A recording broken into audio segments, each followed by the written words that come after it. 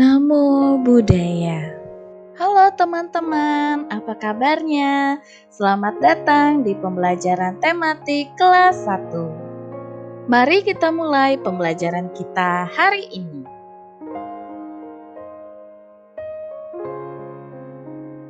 Halo anak-anak Bunda yang ada di rumah, berjumpa lagi dengan Bunda Yus dalam pembelajaran tematik.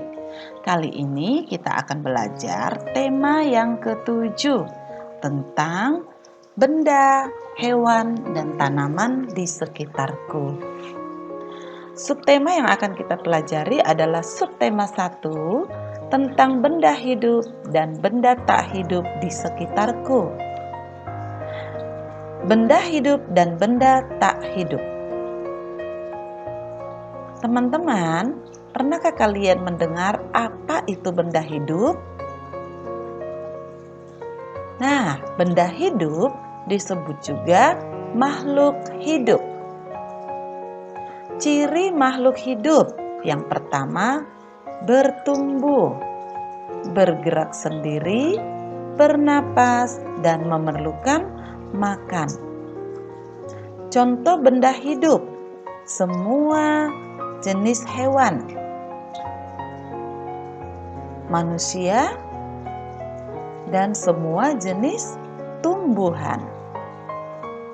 Contoh benda hidup berupa hewan, ada ayam, ada itik, ada kelinci, ada ular, dan ada kucing. Contoh benda hidup manusia, ada kakek, nenek, ayah, ibu, kakak, adik, semua anggota keluarga dan teman. Contoh benda hidup tumbuhan, yang pertama semua jenis pohon. Berikutnya rumput, semua jenis sayur dan buah, dan jenis bunga-bungaan. Benda tak hidup. Apa itu benda tak hidup? Benda tak hidup adalah benda yang bukan makhluk hidup atau disebut juga benda mati.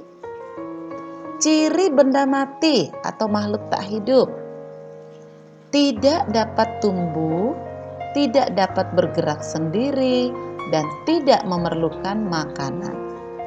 Contoh benda tak hidup: buku, sepeda, meja,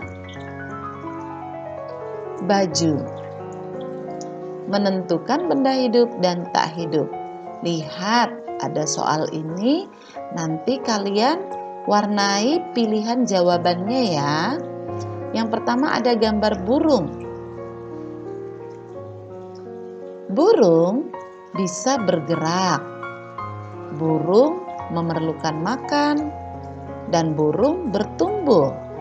Burung termasuk benda hidup. Lalu ada sepeda. Sepeda bergerak sendiri? Tidak. Sepeda memerlukan makan? Juga tidak. Apakah sepeda bertumbuh? Tidak. Maka sepeda termasuk benda tak hidup. Berikutnya, lihat, ini adalah bunga matahari. Ciri-cirinya, bunga matahari dapat bertumbuh dan juga memerlukan makan. Lalu ada kucing. Ciri-cirinya, kucing bisa bertumbuh, kucing memerlukan makan, dan kucing bergerak sendiri. Menentukan benda hidup dan tak hidup, ini adalah kipas angin. Kipas angin memiliki ciri-ciri tidak dapat tumbuh, tidak dapat bergerak sendiri, dan tidak memerlukan makanan. Lalu ada kursi. Kursi termasuk benda tak hidup. Ciri-cirinya tidak dapat tumbuh, tidak dapat bergerak sendiri, dan tidak memerlukan makan. Urutan pertumbuhan jagung. Yang pertama, dimulai dari biji yang ditanam, lalu tumbuh batang dan daun. Setelah itu, bertumbuh tinggi dan semakin tinggi sampai berbuah. Berikutnya, urutan perkembangbiakan ayam. Untuk hewan, pertumbuhan hewan disebut juga dengan perkembangbiakan. Karena perkembangbiakan itu artinya bertambah banyak. Yang pertama, telur. Telur menetas menjadi ayam. Ada anak ayam, lalu ayamnya bertumbuh lagi sehingga menjadi ayam dewasa. Berikutnya, urutan pertumbuhan manusia. Yang pertama dimulai dari bayi, lalu menjadi anak kecil, dan bertumbuh semakin tinggi menjadi besar. Nah, kita akan belajar membuat kalimat dari kata bergerak. Apa yang bisa bergerak? Kucing bergerak dengan cara berjalan. Tumbuh, apa yang dapat tumbuh? Tanaman tumbuh subur. Berkembang biak, ingat tadi Bunda katakan berkembang biak artinya bertambah banyak. Apa yang berkembang biak? Ayam berkembang biak dengan bertelur. Nah, sekarang kita menentukan apakah kalimat ini benar. Mobil termasuk benda hidup karena dapat bergerak. Apakah mobil termasuk benda hidup? Tidak. Jawaban ini atau kalimat ini salah. Berikutnya, sapi termasuk benda hidup karena berkembang biak. Apakah benar sapi berkembang biak? Iya, karena itu sapi adalah benda hidup. Tumbuhan termasuk benda tak hidup karena tidak dapat bergerak. Apakah benar tumbuhan termasuk benda tak hidup? Salah, ya. Nah, itu tadi pembelajaran kita tentang benda hidup dan tak hidup. Terima kasih.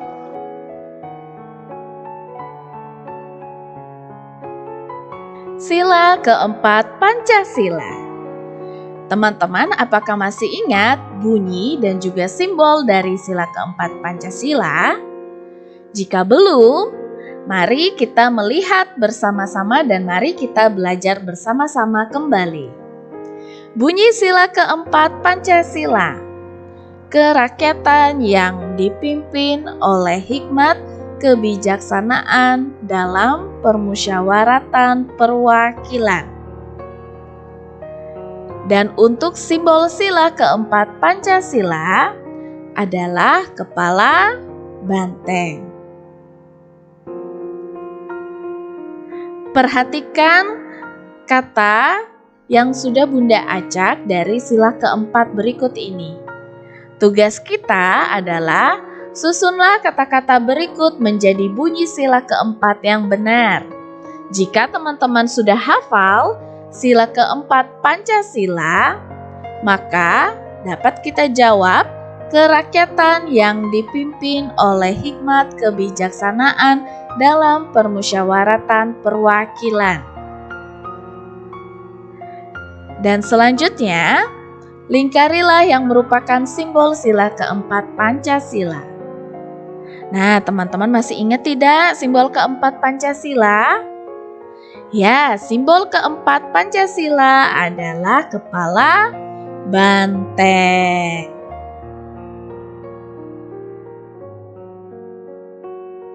Nilai tempat bilangan. Nilai tempat bilangan adalah nilai dari suatu tempat bilangan dimulai dari sebelah kanan. Dimulai dari satuan, puluhan, ratusan, ribuan, dan seterusnya. Perhatikan contoh berikut ini. Bunda memiliki bilangan 93. Pada angka 3 terletak di sebelah kanan dan menempati nilai tempat satuan. Sedangkan pada angka 9 atau bilangan 9 berada di sebelah kiri dan menempati nilai tempat puluhan. Perhatikan soal berikut ini. Isilah dengan bilangan yang tepat.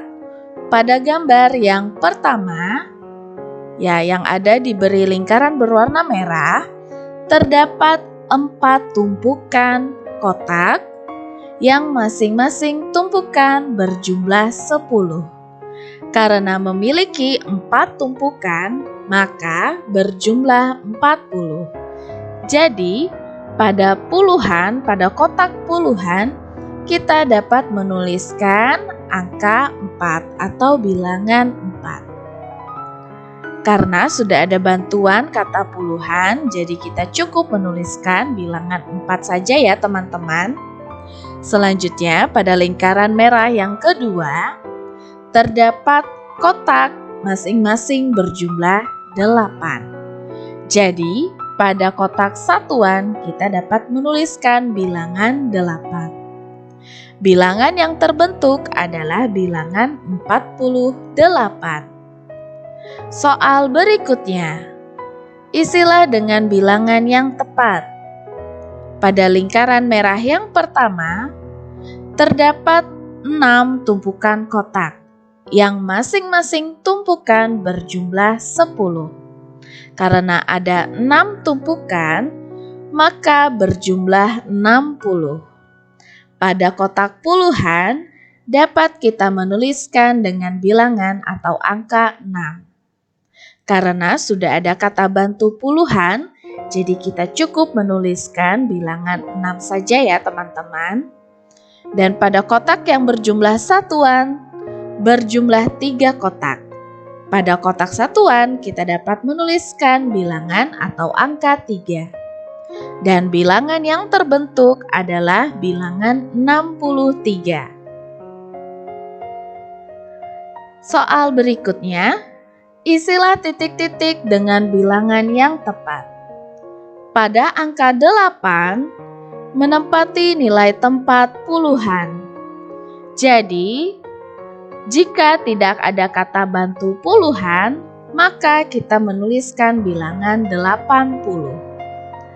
Dan jika ada kata bantu puluhan, maka kita menuliskan bilangan 8. Dan pada angka 9 atau bilangan 9 menempati nilai tempat satuan. Jadi kita dapat menuliskan bilangan 9 dan jika ada kata bantu satuan kita juga menuliskan bilangan 9. Soal berikutnya, isilah titik-titik dengan bilangan yang tepat. Ada bilangan 48. Pada bilangan 4 menempati nilai puluhan. Jika tidak ada kata bantu puluhan, maka kita menuliskan bilangan 40. Tapi, jika ada kata bantu puluhan, kita cukup menuliskan bilangan 4. Pada bilangan 8 menempati nilai tempat satuan.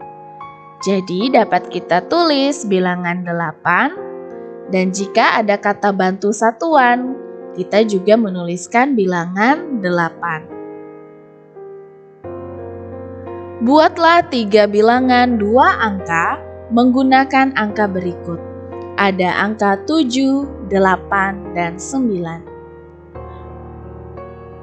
Pada nilai tempat puluhan, Bunda mengisi dengan angka 7.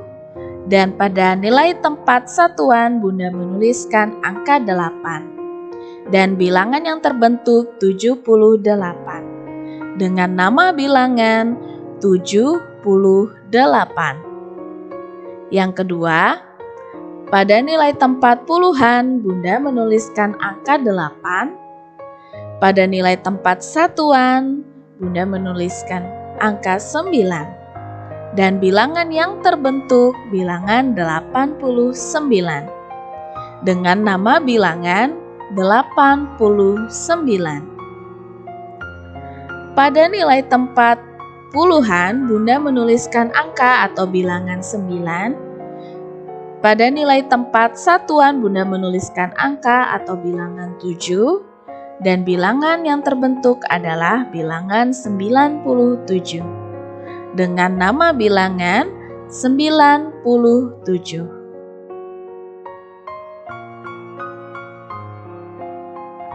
Kali ini kita akan belajar tentang panjang pendek bunyi. Di semester yang lalu, semester ganjil, kita sudah pernah belajar tentang panjang pendek bunyi. Kali ini Bunda akan menjelaskan ulang ya. Saat kita bernyanyi, kita mengeluarkan bunyi. Bunyi ada yang panjang dan ada yang pendek. Panjang pendek bunyi pada lagu dapat ditentukan melalui ketukan. Ingat, panjang pendek bunyi pada lagu dapat ditentukan melalui ketukan. Atau dengan kata lain, untuk menentukan panjang pendek bunyi pada lagu, kita dapat menentukan melalui ketukan. Nah, tanda bunyi panjang dan pendek pada lagu bisa menggunakan tanda bintang dan garis, bisa juga menggunakan garis pendek dan garis panjang, bisa juga menggunakan titik dan garis. Kali ini Bunda Yus akan menggunakan garis pendek untuk bunyi pendek dan garis panjang untuk bunyi panjang. Lihat lagu Topi Saya Bundar. Apakah kalian tahu lagu ini? Topi saya bundar, bundar topi saya. Kalau tidak bundar, bukan topi saya. Coba perhatikan sekali lagi bagian mana yang Bunda nyanyikan panjang dan bagian mana yang Bunda nyanyikan pendek. Topi saya bundar, bundar topi saya. Kalau tidak bundar, bukan topi saya. Nah, anak Bunda, lihat kata-kata atau penggalan syair yang diberi garis pendek itu dibunyikan pendek, dan syair yang diberi garis panjang itu dibunyikan lebih panjang. Ya. Berikutnya ada lagu Sayang Semuanya. Anak Bunda masih tahu lagu ini? Satu-satu aku sayang ibu, dua-dua juga sayang ayah, tiga-tiga sayang adik kakak, 1, 2, 3 sayang semuanya. Perhatikan pada syair Sayang Semuanya, lagu Sayang Semuanya, garis pendek merupakan bunyi pendek, lalu garis panjang merupakan bunyi panjang. Coba kalian dengar baik-baik lagi. Bunda nyanyikan lagu berikut. Satu-satu aku sayang ibu, dua-dua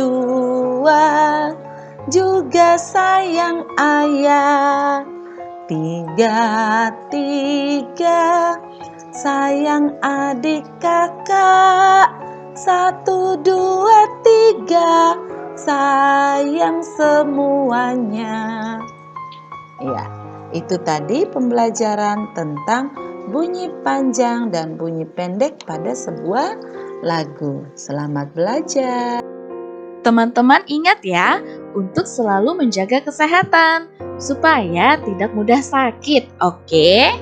Terima kasih sudah menyaksikan video pembelajaran hari ini. Sampai jumpa lagi di video pembelajaran berikutnya.